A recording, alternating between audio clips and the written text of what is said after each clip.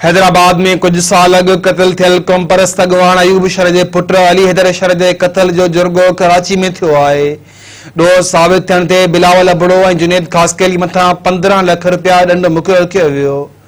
हैदराबाद जे कासमाबाद इलाइक़े में 2018 में क़तल थियल क़ौम परस्त अॻवान अयूब शर जे पुट अली हैदर शर वारे मामले जो निबेरो कराची में मीर मंसूर पंवर जी सरपंची हेठि थियो।